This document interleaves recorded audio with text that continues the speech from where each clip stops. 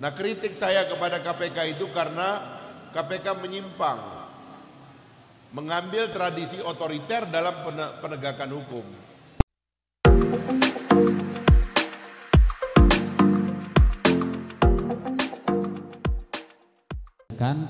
Sebelumnya perkenalkan, saya Agus Rusmana, izin bertanya kepada narasumber Pak Fahri Hamzah SE.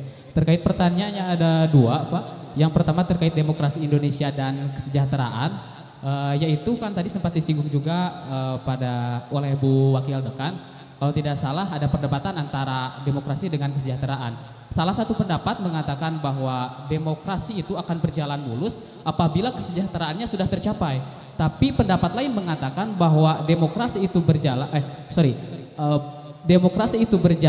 karena bisa menghasilkan kesejahteraan. Nah, ini pandangan Bapak seperti apa? Pertanyaan yang pertama.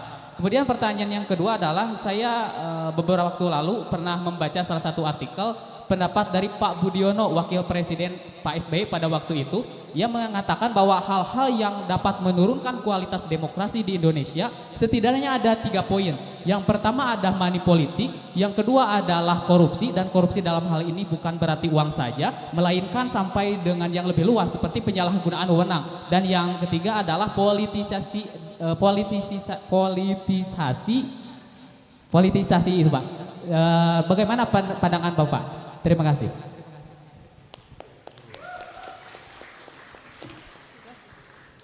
Pertanyaannya bagus ya, luar biasa. Ya, Pak siapa namanya?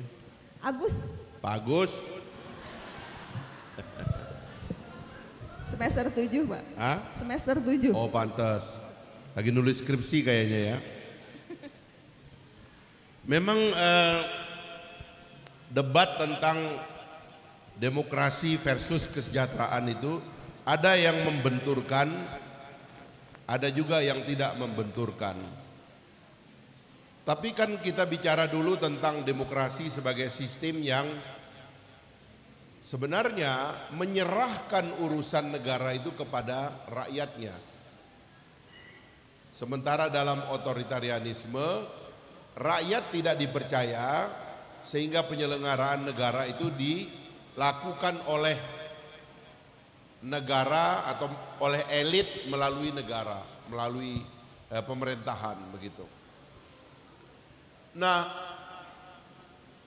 ada penelitian termasuk pidatonya Pak Budiono yang menganggap bahwa demokrasi terancam pada negara yang pendapatannya di bawah 6.000 sampai 10.000 US dollar per kapita. Kenapa demokrasi terancam pada rakyat yang pendapatannya rendah? Itu karena dalam demokrasi sebagian dari mekanismenya itu diserahkan kepada market mechanism. Misalnya kekuasaan sekarang nih, hari-hari ini. Tadi singgung sama Ibu, ini ada Ibu Sarah misalnya. Ibu Sarah sedang bertanding menghadapi rakyat. Rakyatnya itu pendapatannya masih di bawah 5.000. Katanya 4.000 atau ada yang bilang 5.000. Tapi itu di bawah 6.000 sampai 10.000 yang disebut dalam pidato Pak Budiono, pidato guru besarnya itu. Maka rakyat yang seperti itu akan sangat mungkin tergoda untuk menghubungkan hak pilihnya sebagai penentu bagi kepemimpinan dengan apa yang diberikan oleh pemimpin atau calon pemimpin itu seketika kepada dia. Makanya dalam kesimpulan pidato beliau kan salah satu penyebab kemunduran demokrasi itu adalah money politik. Dan money politik itu subur dalam tradisi masyarakat yang pendapatan per kapitanya rendah.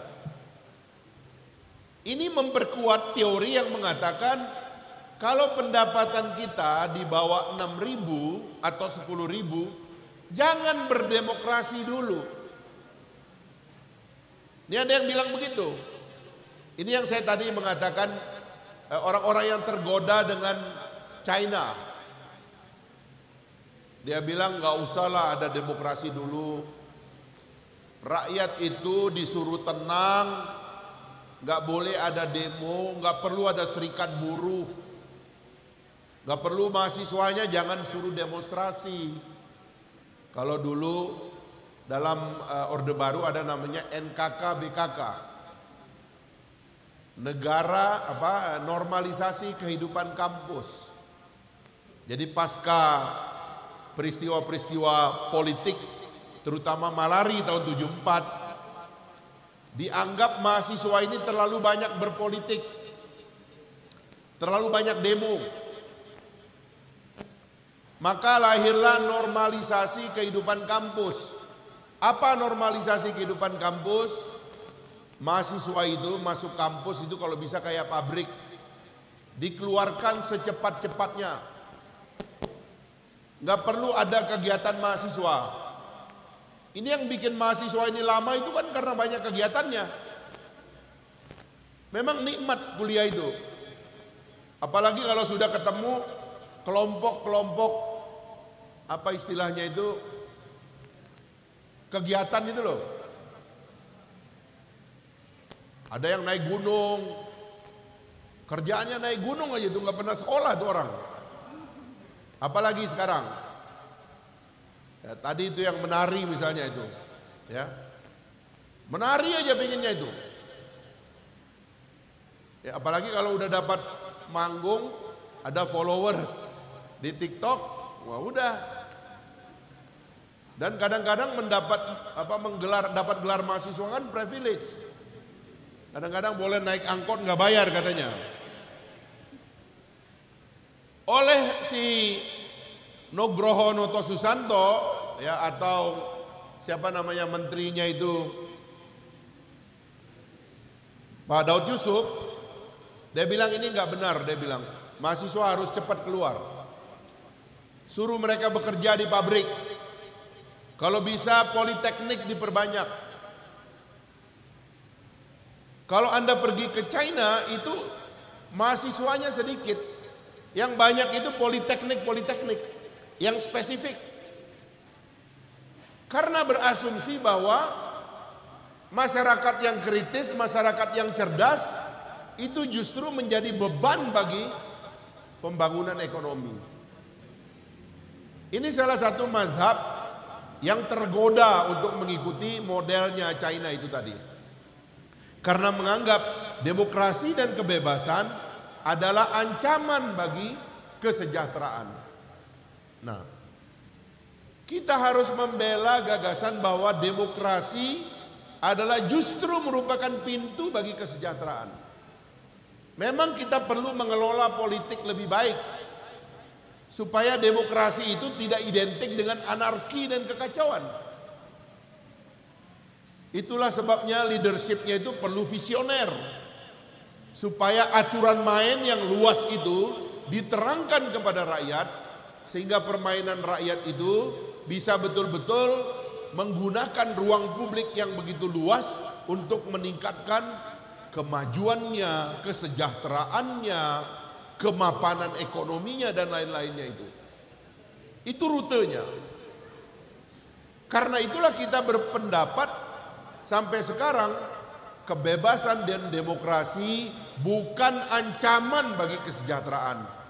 Justru kebebasan dan demokrasi adalah pintu bagi kesejahteraan. Karena kalau tidak ada demokrasi, tidak ada kebebasan, pencurian tidak bisa diungkap, korupsi tidak bisa dibongkar. Justru dalam demokrasi karena ada kebebasan, maka perilaku pejabat negara bisa dikontrol untuk melayani rakyat sebaik-baiknya sehingga tingkat kesejahteraan rakyat bisa meningkat. Jadi begitu cara berpikirnya, Bung. Tapi bagus kalau Anda tulis itu sebagai pendahuluan bagi diskursus tentang apakah demokrasi itu adalah lawan bagi kesejahteraan atau demokrasi adalah syarat bagi kesejahteraan. Terima kasih. Cek. Terima kasih Ibu atas waktunya. Sebelumnya izin memperkenalkan diri Bapak, nama saya Sonia Agustiani dari Administrasi Bisnis. Pertanyaannya lebih ke kesejahteraan rakyat mengenai korup. Nah, karena beberapa waktu lalu aku pernah baca artikel yang menyatakan bahwa Bapak Fahri ini mengatakan bahwa lebih baik Komisi Pemberantasan Korupsi ini dihapuskan. Ini sangat menarik, Pak. Kenapa sih Bapak sampai bisa mengatakan hal tersebut? Ada apakah sebenarnya dengan negara kita ini, Pak? Karena terkhusus mungkin sebagai wakil ketua DPR RI lebih paham atau setidaknya bisa memberikan gambaran kepada kami mahasiswa yang sering demonstrasi yang katanya ke DPR itu ya kita didengar dan tidak didengar begitu, Pak. Itu. Kemudian intinya kita ingin ada jawaban dari pihak pemerintah lah. Kenapa sih yang katanya Indonesia ini adalah negara demokrasi, tapi ketika mahasiswa turun untuk demonstran atau demo, ya DPR ini hanya ya kita janji akan kita suarakan, tapi nyatanya RUU disahkan pada tengah malam. Itu sih, Pak. Terima kasih. Assalamualaikum warahmatullahi wabarakatuh. Ini pertanyaannya dua ya. Betul, mengenai korupsi dan ada apa sih dengan Indonesia Ya, ini? tadi yang statement Bapak untuk bubarin aja deh. Itu Ya. yang namanya Nanti Komisi Pemberantasan. ada buku saya tentang pemberantasan korupsi itu juga ada 3 ya. Memang salah satu godaan kita dalam transisi menjadi negara demokrasi adalah apakah kita mau kembali ke belakang menjadi negara otoriter atau mau sepenuhnya menjadi negara demokrasi. Itu godaan dari semua lembaga. Jadi kritik saya kepada KPK itu saya tulis di banyak buku karena KPK itu tergoda untuk menjadi institusi otoriter, yaitu menganggap bahwa dalam penegakan hukum itu yang penting nangkep orang, memenjarakan orang. Padahal dalam tradisi demokrasi itu negara belum tentu benar, negara tidak harus menang. Karena kebenaran itu pada dasarnya harus diberikan akses semua orang untuk mendekati kebenaran itu sehingga dalam masyarakat demokrasi tumbuh kesadaran bahwa saya punya akses yang sama terhadap kebenaran. Dalam tradisi otoriter, rakyat menganggap kita tidak punya akses yang sama terhadap kebenaran. Orang yang berkuasa selalu benar dan rakyat selalu salah. Tapi dalam demokrasi, pasal 27 Undang-Undang Dasar, segala warga negara bersamaan kedudukan dalam hukum dan pemerintahan dan wajib menjunjung tinggi hukum dan pemerintahan itu dengan tanpa ada kecualinya. Nah, kritik saya kepada KPK itu karena KPK menyimpang, mengambil tradisi otoriter dalam penegakan hukum. Dan saya kira saya sudah tulis dan ungkapkan banyak contohnya ya. Dan KPK juga sudah berubah ya. Sekarang ini memang banyak orang kehilangan jagoan. Memang di antara ciri daripada masyarakat yang masih mindsetnya otoriter adalah dia pingin dalam pertarungan melawan negara itu ada pahlawan. Makanya selalu dalam masyarakat otoriter nanti ada oposan, yang oposan itu adalah pahlawan. Semua begitu. Ya. Dalam transisi otoriter itu selalu ada pahlawan-pahlawan baru. Nah, bagian dari mentalitas otoriter itu menganggap ada lembaga negara yang bisa jadi pahlawan. Itu nggak boleh itu. Dalam tradisi masyarakat demokrasi tidak begitu. Nah sekarang KPK disalahkan karena nggak lagi jadi pahlawan. Memang nggak boleh, ngapain dia jadi pahlawan? Orang dia cuma penegak hukum kok. Sama dengan polisi, sama dengan jaksa. Masa jaksa di kejaksaannya nggak jadi pahlawan? Begitu masuk KPK jadi pahlawan. Polisi dianggap brengsek, tapi begitu masuk KPK jadi pahlawan. Jadi pahlawan, nah itu salah cara berpikirnya. Tapi ya syukurlah sudah berubah. Mudah-mudahan lembaga negaranya sadar bahwa mereka harus bekerja menjalankan fungsi yang diberikan oleh undang-undang sehingga pemberantasan korupsi bisa dilakukan secara lebih masif gitu. Banyak referensi tentang ini, tapi nanti kalau nggak salah saya udah taruh di PDF itu bagian dari buku saya ini. Nanti boleh dibaca karena agak komprehensif ya. Misalnya saya menjelaskan tentang sistem integritas nasional ya. National Integrity System. Jadi bagaimana agar integritas itu jangan ada di satu lembaga doang. Kayak dulu KPK berintegritas, polisi brengsek, jaksa brengsek, pengadilan brengsek. Nah terus bagaimana kita mendapatkan kepastian hukum sementara polisi ada di Sukabumi, KPK nggak ada di Sukabumi. Artinya kalau ada korupsi di Sukabumi, penegakan hukum terhadap korupsinya nggak berintegritas. Nanti baru berintegritas kalau diambil alih oleh KPK. Nah ini salah ini. Ini cara berpikir yang lagi-lagi saya nggak bisa dijebak untuk menjadikan satu lembaga sebagai hero. Ya. Apalagi lama-lama kita tahu bahwa sebenarnya ada permainan kelompok-kelompok oposan, terutama NGO yang selama ini bekerja untuk kepentingan isu-isu global, itulah yang kemudian berada di belakang KPK. Sekarang agak marah karena mereka udah nggak dapat mainan lagi. Mainannya saya tutup, makanya marahnya juga sama saya itu, Bu. Terima kasih.